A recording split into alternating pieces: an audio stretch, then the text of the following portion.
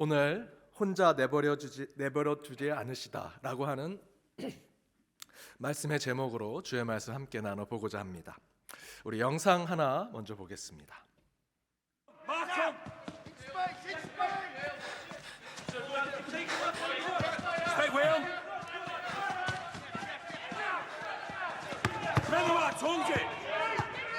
Okay, pass. Pass the ball.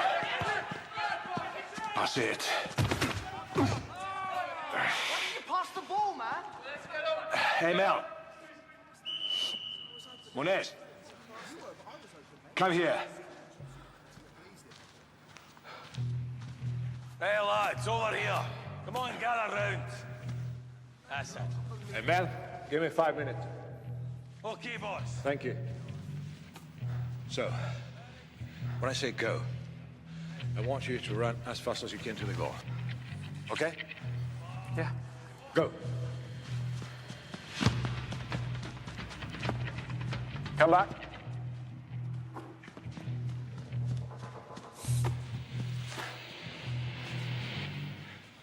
Again. Go.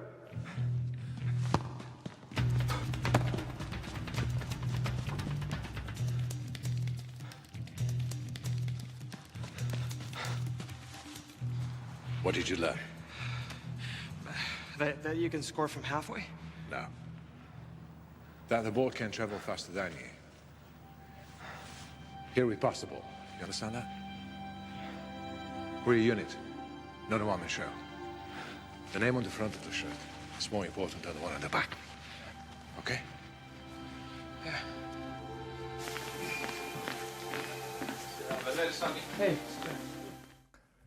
이 영화는 2005년도 작품인데요. 골, The Dream Begins라고 하는, 한국에서는 골이라고 하는 제목으로 개봉한 영화입니다. 축구를 아주 잘하지만 가난했던 남미의 한 청년이 축구 하나로 영국 프로 축구에 스카웃이 됩니다. 그런데 훈련을 하다 보니까 혼자서 하는 축구는 너무 잘해요. 혼자 드리블하고 혼자 하는 그런 축구를 잘합니다. 그런데 다른 동료들과 이게 함께 협력이 되지 않습니다. 팀워크가 맞지 않습니다. 그래서 감독이 부르죠. 그리고 그에게 가르침을 줍니다. 내가 공을 찰 테니까 공보다 빨리 뛰어서 그곳에 가보라고 얘기합니다. 하지만 여러분 아시는 대로, 영상 보신 대로 공보다 더 빨리 갈 수 없죠. 그래서 다시 한번 더 해봅니다. 그래도 공보다 더 빨리 갈 수 없습니다. 그러자 감독이 주인공을 불러서 자신의 이야기를 해줍니다. 너는 공보다 빠를 수 없어. 하지만 팀원들과 같이 패스하고 팀워크를 맞춰서 공을 연결하면 공보다 더 빨리 갈 수 있다. 축구는 너 혼자 하는 원맨쇼가 아니야. 팀원들과 한 팀이 되어서 하는 것이 축구란다. 앞에서 보셨던 영상대로 감독이 뻥 차는 것은 두 명이 서로 패스해서 가는 거죠. 아무리 혼자 드리블을 하고 공을 차고 가도요, 공은 먼저 가 있습니다. 서로 패스를 하면, 두세 명이 같이 패스하면 공은 사람보다 더 빨리 갈 수 있죠. 그것을 보여주는 장면이었습니다. 많은 스포츠 경기를 보면 그 경기 안에 우리네 인생을 볼 때가 있습니다. 그런데 하나같이 동일하게 전하는 것이 있습니다. 인생은 혼자 사는 것이 아니다라는 것입니다. 앞에서 본 영상처럼 축구를 잘하는 선수가 있을 수 있습니다. 그러나 축구 잘하는 선수가 있다고 그 축구 경기에서 항상 이기는 것이 아니죠. 내가 아무리 달리기가 빨라도요, 4명, 5명 선수가 서로 패스하면 훨씬 더 빨리 공을 앞으로 전진시킬 수 있습니다. 내가 실력이 좋아서 드리블을 잘하고 실력으로 그것을 뚫고 가더라도 두세 명이 패스를 잘하면 훨씬 더 앞으로 갈 수 있죠. 다른 구기 종목들도 마찬가지입니다.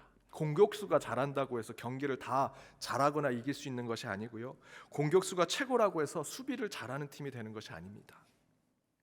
호날두라고 하는 세계적인 축구 선수가 있습니다. 유럽 리그에서 지금 사우디아라비아 프로축구 리그로 지금 스카웃돼서 그곳에 진출했습니다. 세계적인 선수가 오니 이제 그 팀은 승승장구할 거라고 생각했는데요, 어제 첫 경기를 했습니다. 1대3으로 졌습니다. 이 선수는 세계적인 선수인데 한 골도 못 넣었습니다. 이처럼 스포츠는요, 우리 인간의 삶이 혼자 살 수 없음을 비유적으로 보여주죠. 세상에서도 우리가 서로 필요한 존재예요. 우리가 함께 해야 하는, 함께 사는 자들임을 우리에게 계속해서 알려주고 있습니다. 그런데 코로나 이후, 아니 그 이전부터 경험되고 있는 사람들의 생각이 있습니다. 우리가 함께 사는 세상 속에 있으면서 동시에 우리는 지금 외로움을 느끼고 살아간다라는 것입니다. 지금 오늘 예배 드리는 옆에 있는 사람 때문에 우리는 함께해서 우리는 공동체야, 우리는 교회야 라고 생각하지만 한 번 더 깊이 생각해 보면 여전히 여러분의 외로움과 쓸쓸함, 고독함은 해결되지 않는다라는 것이죠.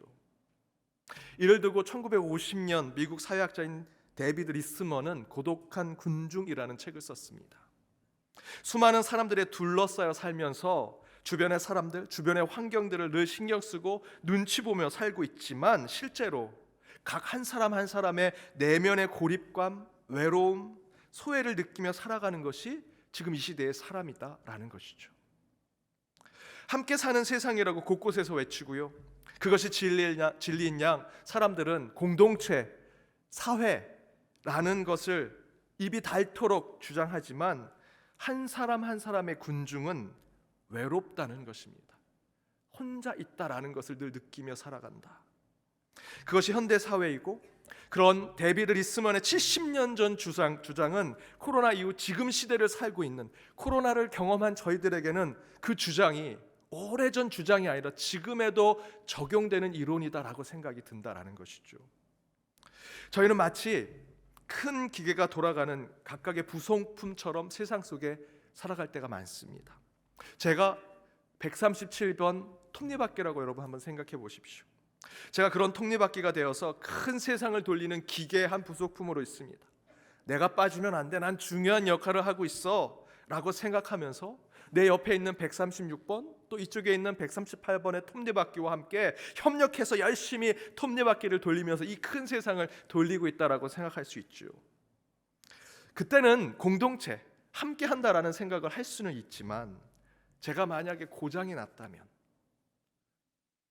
137번인 제가 고장난 톱니바퀴가 됐을 때 136번, 138번의 톱니바퀴가 저를 대신해 줄 수 있을까요? 저를 대신해 줘서 함께 살고 함께 죽을 수 있을까? 이 세상은 그렇지 않다는 거죠. 그냥 고장 나면요, 버림받고 내팽겨치고 끝내 사라지게 되는 것이 고독한 군중의 시대에 우리 인간이 느끼는 마음과 생각이라는 것입니다. 그래서 아무리 우리가 기독교 신앙 안에서 우리는 하나, 우린 공동체라고 외치고 우리는 연결되어 있어, 우리는 신성한 관계성을 가지고 있다고 아무리 외쳐도 지난 주일 광야를 만나다라고 하는 말씀을 여러분 한번 생각해 보십시오. 그 말씀처럼 우리는 결정적인 순간에는요, 혼자가 되더라는 것입니다. 결정적인 순간에는 고독하며 반드시 하나님 앞에 한 사람으로 1대1로 서고 단독자로 설 수밖에 없더라는 것입니다. 지독하게 아파 보신 분들 계시죠? 병상에, 병원에서 몇 달 계신 분들, 그 지리멸렬했던 병상을 한번 기억해 보십시오. 물론 내 옆에 내 아내, 내 남편, 내 자식들, 또 나를 간호해주는 간병인, 의사, 간호사가 나를 돕고 있었지만 정작 내가 죽도록 아플 때는요, 아무 도움이 안 됩니다. 아무도 없는 것 같습니다. 그렇다고 제가 여러분의 부모, 자식, 남편, 아내, 나를 그동안 아플 때 나를 도와줬던 그 이들을 탓하고 문제 삼으라고 말씀드리는 것이 전혀 아닙니다. 여러분, 그게 인생이라는 것이죠. 그것이 하나님이 창조한 우리 인간의 실존이라는 것입니다. 인간이 처한 그 상황들은 밖에서 들어온 것이 아니고요, 하나님이 창조할 때부터 우리의 실존은 수많은 궁중 속에 있지만 단 한 사람으로 있는 저희는 외로움을 느낄 수밖에 없고 고독할 수밖에 없다라는 것, 그거 하나님이 창조하신 겁니다. 여러분, 예수님을 생각해 보십시오. 공생에 들어가실 때 40일 광야의 시험을 통해서 지독한 고독 가운데 공생애를 시작하셨습니다. 그리고 마지막 십자가에 죽을 때도 제자들, 예수를 따르던 자들 다 도망갔습니다. 메마른 십자가 위에서 가장 세상에서 외로운 죽음을 당하신 분이 우리 예수님이십니다. 예수님의 시작은 고독이었고요, 그 마침은 외로움이었습니다. 아버지, 왜 저를 버리십니까? 라고 그렇게 외칠 정도로 버림받음, 소외를 느끼시면서 돌아가셨습니다. 왜 예수님께서 그런 인생을 우리에게 보여주실까? 그것이 우리 인간의 삶이기 때문입니다. 그런데 거기까지는 세상 모든 사람들이 하는 고민과 걱정, 철학적 고뇌라고 할 수 있죠. 그러나 저와 여러분, 지금 이 자리에 있는 믿음의 사람들은 그곳에 머물러서는 안 됩니다. 우리 믿는 자들은 예수님도 겪으셨던 그 고독, 그 소외, 그 외로움에 대해서 어떤 신앙적 승화가 필요하다는 것이죠. 이에 키에르 케고르라고 하는 기독교 철학자는 이런 얘기를 했습니다. 내가 고독할 때 나는 가장 고독하지 않다. 내가 고독할 때 나는 고독하지 않다라고 얘기합니다. 어떤 말일까요? 우리 인간은 고독한 삶을 살 수밖에 없는 존재입니다. 하지만 키에르 케고르의 말대로 우리 그리스도인들은 우리 인간이 외롭고 쓸쓸한 존재이지만 거기에 머물러서는 안 되고요. 그 고독과 외로움과 소외를 받은 그 마음과 우리의 상태 가운데 더 깊은 영성으로 들어가야 한다는 것이죠. 그것이 바로 내가 고독하다고 느낄 때 사실은 고독하지 않은 영적 경험과 체험이 우리 가운데 필요하다는 것입니다. 그 이유를 오늘 본문 성경에서는 이렇게 얘기합니다. 오늘 본문, 여러분 함께 읽으셨던 그 본문 앞절 12절에 보면 이스라엘 백성들이 40년 광야 생활을 하다가 가나안 땅에 들어와서요, 할례를 받습니다. 할례를 받는다라는 건 애굽에서 노예로 살았던, 그 노예로 살아서 귀를 뚫고 또는 다른 곳에 구멍을 뚫어서 너희는 애굽 왕 바로의 종들이야, 노예야 라는 것들에 반대급부로 이젠 하나님의 규례를 쫓고 하나님의 율례대로 하나님의 백성으로 살겠다라고 하는 상징이 바로 할례였습니다. 바로 그 가나안 땅 들어가서 할례를 다 받고요. 그래서 애굽의 노예로 살던 모든 것을 종지부를 찍고 그곳에서 유월절을 지킨 후에 12절에 보니 40년 동안 그들에게 지켜주셨던 만나가 그치게 되었다라고 성경은 증거합니다. 40년 동안 매일 아침 챙겨주셨던 하늘의 양식인 만나가 더 이상 내려오지 않게 되었다. 여러분, 어떤 마음이 드시겠습니까? 이스라엘 백성들이 어떤 생각, 또 어떤 메시지라고 받아들였을까요? 제가 부목사 시절에 어느 권사님이 본인 집에서 항상 먹던 요구르트를 하나 더 시켜서 2개를 시켜서 항상 제 사무실에 갖다 놓으셨습니다. 그래서 그 2개 요구르트를 먹는데 그게 하나 먹어도 배부른 거라 제가 이제 인심을 써서 하나를 제 옆자리에 있는 부목사님 자리에 항상 갖다 놨습니다. 그런데 그분이 1년쯤 있다가 병원에 들어가시게 되어서 더 이상 요구르트를 먹지 못하게 되었습니다. 그래서 제가 목사님께도 못 드리게 되었죠. 그런데 어느 날 그 목사님이 저를 교회 뒤에 아주 으스름한 그곳에 저를 부르시더니 제게 이렇게 얘기합니다. 김 목사, 나한테 뭐 기분 나쁜 거 있어? 왜 요구르트 안 줘?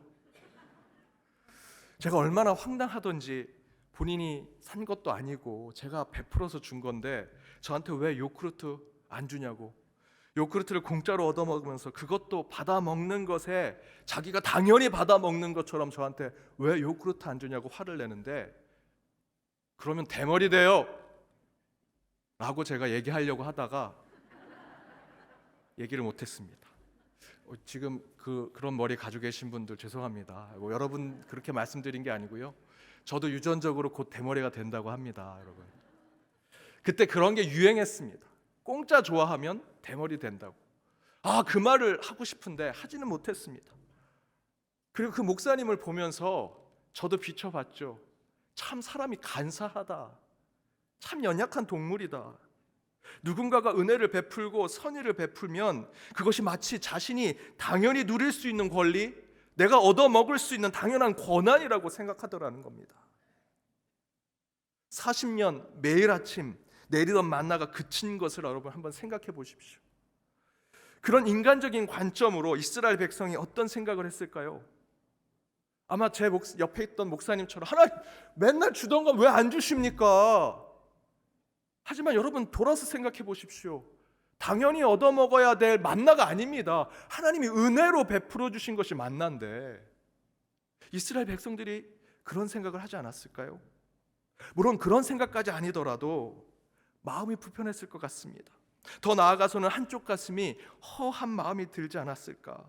그래도 만나를 매일 아침 받아 먹으면서 살아계신 하나님을 느끼기도 하고 늘 함께 하신 하나님을 생각하면서 하루를 보냈을 텐데 이제 그 만나가 그친 겁니다. 신앙적으로 생각하면 매일 보던 하나님을 잃어버린 듯한 기분이 들었을 것입니다. 허한 마음, 뭔가 상실된 기분, 이별하는 감정을 느끼지 않았을까? 그리고 바로 그런 허하고 상실된 마음으로 앞으로 나아가려고 하는데 그 앞에 떡하니 여리고성이 서 있는 거죠. 안 그래도 만나가 그쳐서 마음이 무겁고 한쪽이 비어져 있는 마음의 상태인데 그 안에서 우리보다 강하고 더 세고 더 능력 있어 보이는 여리고성이 딱 버티고 있는 겁니다. 이스라엘 백성들이 이런 생각하지 않았을까요? 하나님이 40년 동안 우리에게 만나를 주시다가 이제 그치셨는데 그렇게 우리를 버리시는 게 아닐까? 그 앞에 여리고성이 있는데 이제 만나의 기적도 체험하지 못하는데 우리는 이제 하나님의 버림받는 자들이 되지 않을까? 철저하게 외톨이가 되지 않을까? 혼자가 되지 않을까? 버림받지 않을까? 생각하겠지요. 40년 만나를 주신 하나님의 은혜 가운데 능력을 입어 싸워 이기는 자들이 되어야 되는데 그 은혜는 하나도 생각하지 않고 늘 주시던 거 이제 안 주시니 우리가 버림받지 않았을까? 외톨이가 되지 않았을까? 그런 생각하지 않았을까 생각이 듭니다. 그런데 바로 그때 여호수아는 다음과 같은 영적 경험을 하게 됩니다. 오늘 본문 13절 14절입니다. 우리 화면대로 함께 읽겠습니다. 여호수아가 여리고에 가까이 이르렀을 때에 눈을 들어 본즉 한 사람이 칼을 빼어 손에 들고 마주 서 있는지라. 여호수아가 나아가서 그에게 묻되 너는 우리를 위하느냐 우리의 적들을 위하느냐 하니 그가 이르되 아니라 나는 여호와의 군대 대장으로 지금 왔느니라 하는지라. 허해진 마음, 답답한 심령, 혹시 하나님이 우리를 버리신 것이 아닌가 소외를 받고 상실된 감정에 매우 당황하고 근심에 빠져 있을 때 여호수아는 한 사람을 만납니다. 마음이 불안한 여호수아는 지금 마음이 갈라져 있거든요. 분심이 가득 차 있습니다. 여호수아가 어떤 사람입니까? 이스라엘 백성들이 광야로 나와서 하나님이 약속한 땅에 곧 이르렀을 때 정탐꾼이 되어서 그곳을 보고 와가지고 대다수가 우리는 들어가면 다 죽습니다, 메뚜기에 불과합니다, 다시 애굽으로 돌아갑니다 라고 할 때 갈렙과 함께 여호수아는 그들은 우리의 밥입니다, 싸워 이길 수 있습니다 라고 외쳤던 강한 사람이었죠. 그런데 그 여호수아가 그 모든 것 다 물리치고 그곳에 하나님이 약속한 땅에 왔습니다. 이제 모든 사람이 여호수아만 바라보고 있죠. 굳건한 신앙을 가진 여호수아였는데 그 만나가 그친 상황에 마음이 갈라집니다. 분심됩니다. 그 안에 혹시 하나님이 나를 버리지 않으셨는가, 나 혼자가 아닌가라는 마음 가운데 분명히 그 전에 이 사람을 봤으면 하나님이시구나, 여호와의 군대 대장이구나 라고 생각했을 텐데 오늘 본문을 보니까 그 여호수아의 분신된 마음 가운데 이렇게 얘기하죠. 너는 우리 편이냐 저쪽 편이냐. 이 여호수아의 마음의 상태, 이스라엘 백성들의 마음의 상태를 보여주고 있는 것입니다. 그러나 그 사람이 이렇게 얘기하죠. 나는 여호와의 군대 대장으로 지금 왔느니라. 그때서야 깨닫고 여호수아는 얼굴에 땅을 대고 엎드려 절을 합니다. 이스라엘 백성 그리고 여호수아는 어쩌면 만나도 그치고 그들 앞에 그 거대한 여리고성이 서 있는 상황을 겪으면서 첨예한 상실감, 버려진 마음, 고독함, 혼자 된 감정을 느꼈을 것입니다. 그러나 그렇게 가장 고독하다고 느끼는 그때에 우리 믿음의 사람들은 가장 고독하지 않은 것을 경험하라는 키에르케고르의 말처럼 하나님이 없다, 하나님이 떠났다, 하나님이 이제 우리를 돕지 않는다, 만나가 그쳤던 것처럼 이제 우리에겐 은혜가 없다라고 하는 그 시점에 도리어 하나님은 저와 여러분에게 함께 하신다라는 것입니다. 이스라엘 백성 눈앞에 만나가 사라지고 구름 기둥, 불 기둥이 없어지는 대신에 이제는 그들의 적이 되는 여리고성 가나안 땅에 수많은 이방 백성들이 서 있는 것은 이스라엘 백성으로 하여금 하나님이 떠나셨구나, 하나님이 없구나 하는 생각을 만들게 했습니다. 그러나 하나님은 결코 그들을 떠나지 않으셨습니다. 하나님은 결코 우리를 혼자 내버려 두지 않으신다라는 것입니다. 왜냐하면 저와 여러분보다 하나님이 더 신실하시기 때문입니다. 그 신실하신 하나님이 저와 여러분에게 약속을 주셨죠. 저와 여러분이 갖고 있는 우리 마음속에, 우리의 감정 속에 있는 걱정과 근심, 불안, 그 두려움보다 더 큰 것은 하나님의 약속입니다. 하나님의 신실하심입니다. 그 약속을 이렇게 말씀하셨습니다. 신명기 31장 7절과 8절 함께 읽겠습니다. 모세가 여호수아를 불러 온 이스라엘 목전에서 그에게 이르되 너는 강하고 담대하라. 너는 이 백성을 거느리고 여호와께서 그들의 조상에게 주리라고 맹세하신 땅에 들어가서 그들에게 그 땅을 차지하게 하라. 그리하면 여호와 그가 내 앞에서 가시며 너와 함께 하사 너를 떠나지 아니하시며 버리지 아니하시리니 너는 두려워하지 말라, 놀라지 말라. 하나님께서 모세에게 모세의 마지막 때 하나님께서 주신 말씀입니다. 모세가 여호수아를 불러서 하나님의 약속을 전해주고 있지 않습니까? 하나님께서 함께 하실 것이다. 너를 떠나지 아니하며 너를 버리지 아니할 것이다. 두려워 말라, 놀라지 말라. 하나님의 약속을 받았던 자였습니다. 또한 요한복음 14장 17절 18절에 이렇게 하나님은 약속해 주셨습니다. 함께 읽어보겠습니다. 너희는 그를 아나니 그는 너희와 함께 거하심이요 또 너희 속에 계셨겠음이라. 내가 너희를 고아와 같이 버려두지 아니하고 너희에게로 오리라. 하나님은요 저와 여러분을 고아처럼 버려두지 아니하고 혹여 우리가 고독하고 외롭고 쓸쓸한 삶에 빠져 있다고 생각할지라도 언젠가 우리에게 다시 오셔서 우리와 함께 계심을 보여주시겠다는 것입니다. 여러분 느끼고 있는 그 두려움, 혼자 되었다라고 생각하는 상실감, 버림받았다고 생각하는 그 아픔, 그 마음보다 더 큰 것은 오늘 함께 읽으신 이 말씀 가운데 있는 하나님의 약속입니다. 하나님은 하나님의 자녀된 자들을 기억하십니다. 저와 여러분의 이름을 기억하시고요. 이 자리에 있는 저와 여러분, 저는 여러분의 이름을 다 기억하지 못하지만 하나님은 여러분의 이름을 다 기억하십니다. 우리의 삶을 일일이 살피시고요. 더 중요한 것은 우리가 인간인지라 때로 방황하고 두려워하며 외로움 속에 세상으로부터 버려진 인생처럼 될지라도 하나님은 우리에게 말씀하시죠. 내가 너희를 고아처럼 버리지 않겠다. 하나님은 저와 여러분을 혼자 내버려 두지 않으십니다. 오늘 본문의 말씀대로 영적 전쟁이 필요할 때 물론 우리는 두렵고 떨리는 마음으로 나아가지만 우리 등 뒤에 여호와 군대 대장이 우리를 지켜주실 것입니다. 도움이 필요할 때는 보혜사 성령님께서 우리의 안에 임재하실 것이고요. 애굽에서처럼 얽매이고 구속된 삶을 살고 있다면 하나님은 모세와 같은 귀인을 보내셔서 우리를 출애굽시켜 주실 것입니다. 오늘 본문처럼 하나님은 우리 눈앞에 없어지게 되니 하나님이 떠나고 우리를 버리신 것처럼 우리가 느끼지만 그것은 우리의 판단과 우리의 감정일 뿐 하나님은 누구보다 신실하시고 저와 여러분이 가지고 있는 믿음보다 더 큰 믿음과 신실함으로 우리의 약속을 지키시는 분이 우리 하나님이십니다. 여호수아처럼 하나님의 기적이 지금 우리 눈앞에 보이지 않을 뿐 하나님은 어느 곳에서도 우리를 도우고 우리에게 새 힘을 주시는 분이시죠. 이런 찬양이 있습니다. 나의 등 뒤에서 나를 도우시는 주, 나의 인생길에서 지치고 고나여 매일처럼 주저앉고 싶을 때 나를 밀어주시네. 일어나 걸어라, 일어나 걸어라, 내가 새 힘을 주리니. 일어나 너 걸어라, 내 너를 도. 나의 등 뒤에서 우리 조금 빨리 찬양하시겠습니다. 나의 등 뒤에서 나를 도우시는 주, 나의 인생길에서 지치고 고나여 내일처럼 주저앉고 싶을 때 내일처럼 주저앉고 싶을 때 나를 밀어주시네. 일어나 걸어라, 내가 새 힘을 주리니.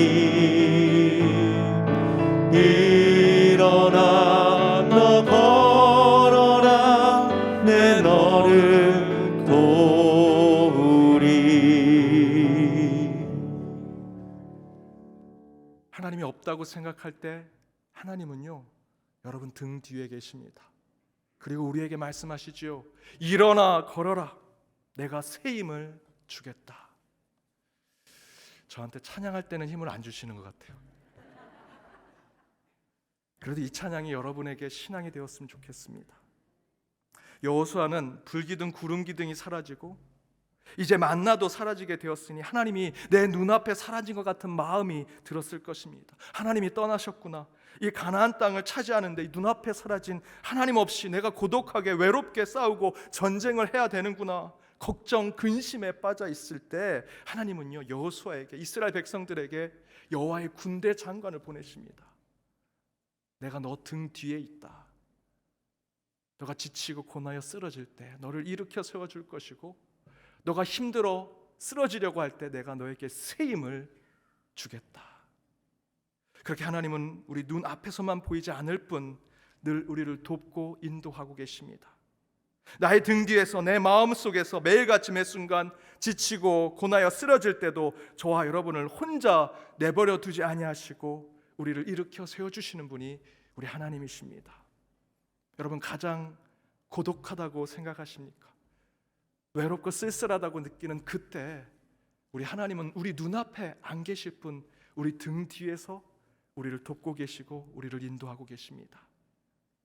사랑하는 연동교회 성도 여러분, 우리를 고아처럼 버리지 않으시는 그 하나님을 붙들고 사십시오. 우리 등 뒤에서 새 힘을 주시는 그 하나님을 붙드시고 한 주도 이 찬양이 여러분 입술에서 끊이지 않는 삶을 살아가시는 저와 여러분, 우리 연동의 모든 권속들 되시길 주님의 이름으로 축복합니다. 함께 기도하시겠습니다. 에베네셀의 하나님, 주님의 전에 나와 말씀과 찬양과 기도로 나아가는 예배를 허락하시며 그 가운데 하늘의 만나와 같은 생명의 양식을 주심을 감사드립니다. 우리는 병들고 나이가 들며 급변하는 이 세상 속에서 외롭고 쓸쓸한 인생을 살게 되었고, 실패와 좌절 속에 고독하며 버려진 인생처럼 살아갈 때가 많은데, 그러나 아무것도 아닌 저희를 친히 찾아와 주시고 저희의 이름을 불러주시며 끝내 이 땅의 싸움을 위해 여호와 군대 장관을 보내주셔서 마지막까지 우리를 포기하지 않으신 그 하나님을 저희들이 만나 승리하며 주님과 동행하는 저희들이 되게 하여 주옵소서. 그 하나님을, 우리에게 승리를 주신 그 하나님을 이 시간 나의 구주, 나의 왕으로 고백하오니 주여 저희를 불쌍히 여기시고 우리를 구원하여 주옵소서. 그렇게 오직 주님만을 의지하는 한 주의 삶을 살아가 우리의 입술에 찬양이 멈추지 않기를 간절히 바라오며 이 모든 간구 예수님의 이름으로 기도드립니다. 아멘.